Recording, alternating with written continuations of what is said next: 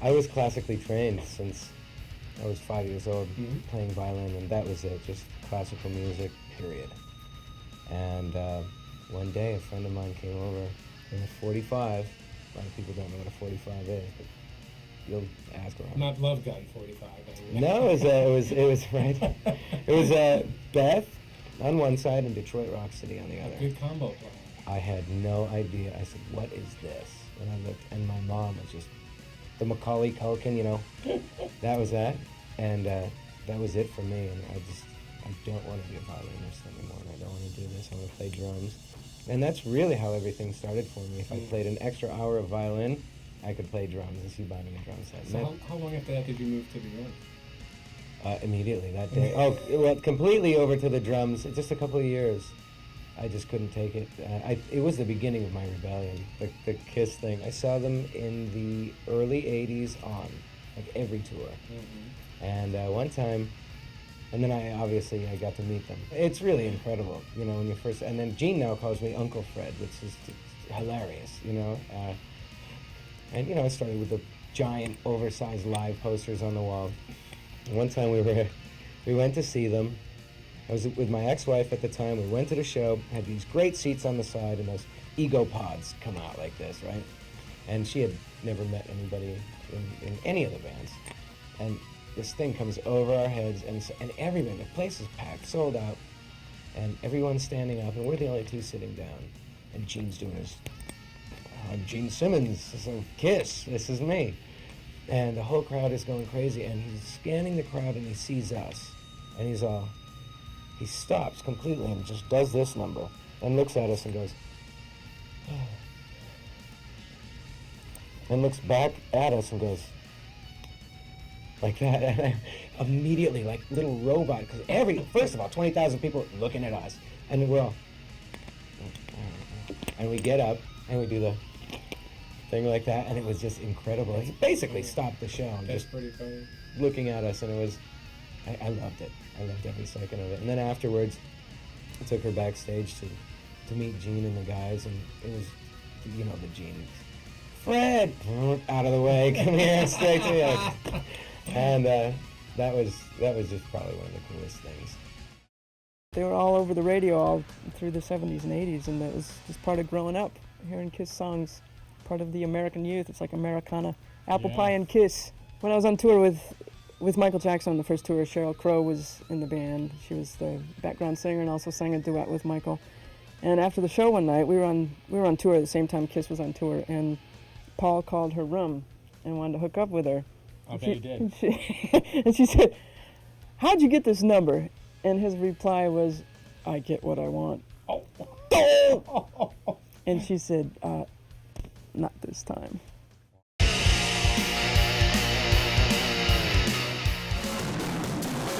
Seeing Kiss in the Midnight Special on the show, smashing all their gear, the first Vinnie Vincent performance that we ever played like on a stage together was for the first video where we got a chance to smash all of our gear. Back in the late 70s, you didn't get a lot of that level of production and that level of intensity and the fire and, you know, all of that, the drum solo and the levitating this and that and the hydraulic this, you know.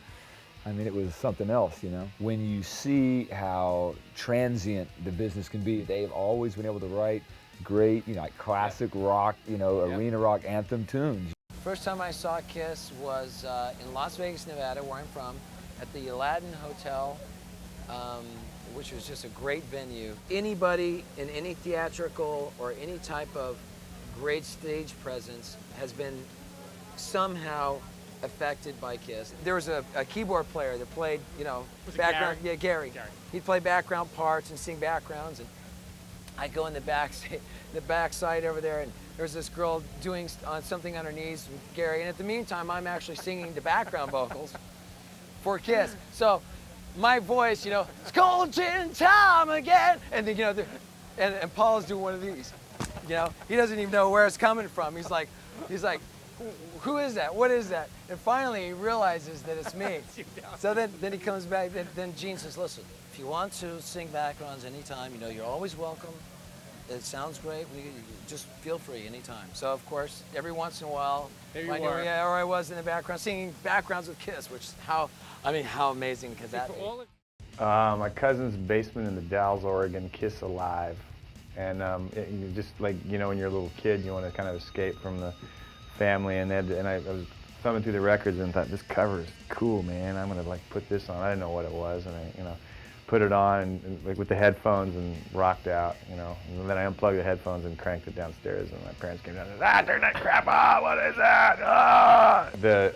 Kiss Alive, live album, whatever, and just sounded so raw and rough and cool. And they looked badass, you know, on the cover. So I didn't know anything about it. I mean, I grew up in a small town, so you know, I never got to see shows. They actually came to my hometown once, and I was out of town or something on a family trip, so I didn't see them.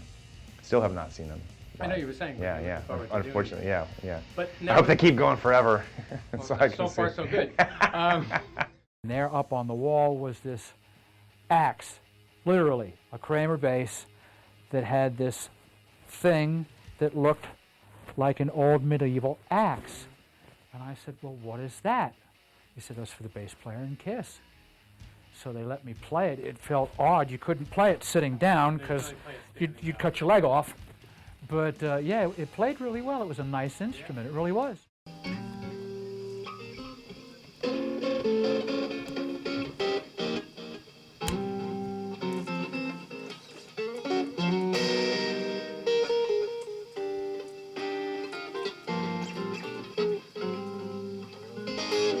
I thought you could see these cats with the full-on makeup on. I mean, I was like, at the time, I was listening to Mahavishnu Orchestra, Genesis with Peter Gabriel, and you know, I was studying music and all that stuff. And these cats just came on the scene blowing shit up. And I just thought it was a kick, man. They really committed to it, so it didn't come out as corny as it could be. And you know, their stage show is legendary. I mean, you know, they spare no expense when it comes to to doing it. And people love it. It's show business, man. You know, they wrote some real catchy songs that whatever, 28 years later. Very nice cat, very nice people.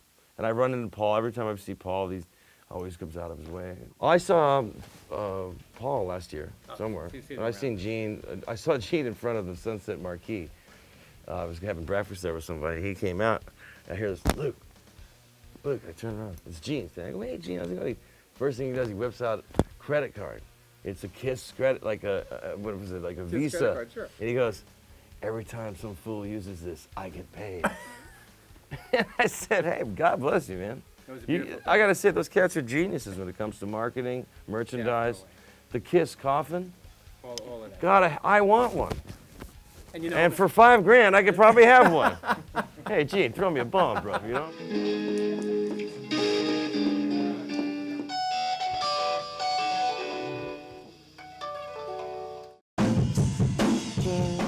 Simmons actually called Nikki 6 while we were like eating dinner or something, and he wanted to do some, like he wanted to produce the Motley Crue story or something like that, and I couldn't believe, oh my God, he's on the phone with Gene Simmons. Oh, my uncle would sit in his room and listen to Kiss all the time, and Kiss posters everywhere, and he had the little Kiss dolls, you know, the Barbie-sized dolls. I remember those dolls.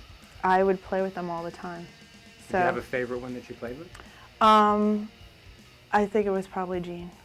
Eat your heart out, Paul. It's funny because I think I was one of the only fans that ever got into Kiss in the non-makeup years. I first discovered Kiss on the Animalized record. I used to play Nerd Alert. I used to play Dungeons and Dragons with a friend of mine, and he was a huge Kiss fan, and I was a huge Beatles fan at the time. Little did I realize the parallels between the two, but at the time I was like, how do you like Kiss? You know, blood coming out of his mouth, and that's just gross. Then when I became a teenager, I understood what the deal was with Kiss. So Animalized was my first Kiss record, and then after that, I became a huge Kiss fan. Went right through, you know, got all the records from before. So you sort of went backwards there. Yeah, absolutely went backwards. Yeah, from the original Kiss record on to, and it stayed that way all the way up into Carnival of Souls, with Revenge being my favorite Kiss album of all time. Once again, a non-makeup Kiss record. Mm-hmm. So I was a huge fan of the band, especially Paul Stanley. Even to the point of when I was in high school, I was in a bunch of different bands. One of the bands we had was called the BTWF Orchestra, and we were kind of like a dance metal band. My friend played keyboards, like a Portasound, and I played bass, and then we sang over top. And one of the songs we had was P.S. I Love You, Paul Stanley, I Love You, and it was an ode to Paul Stanley, all about Kiss using all their song titles. And we filmed a video where these two nerds in the band were trying to meet Paul Stanley. We had our friend play Paul Stanley, chasing him around the town of Winnipeg, Canada. And so to this day, P.S. I Love You totally rules. I was like, you fly away, oh star child, to a brand new day. Crazy, crazy nights, kind of something like that. So, you fly away, Vincent. Brand new day, these tears are falling. Well, to be honest, I remember you bringing home the Destroyer record, which I did like.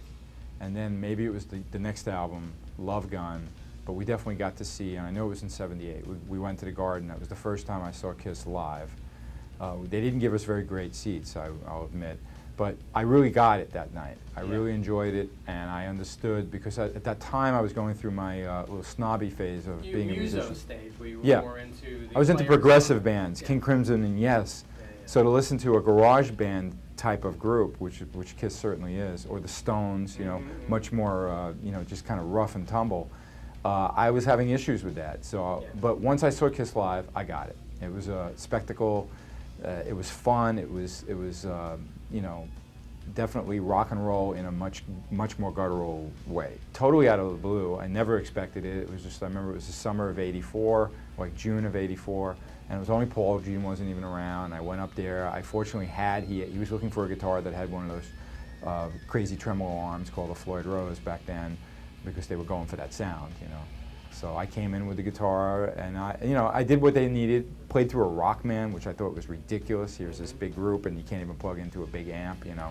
But it gave the sound that they were doing on Animalize, and actually I was pretty impressed with the album, and I was happy to be the next, you know, Kulick with Ghost guitar work on a Kiss album.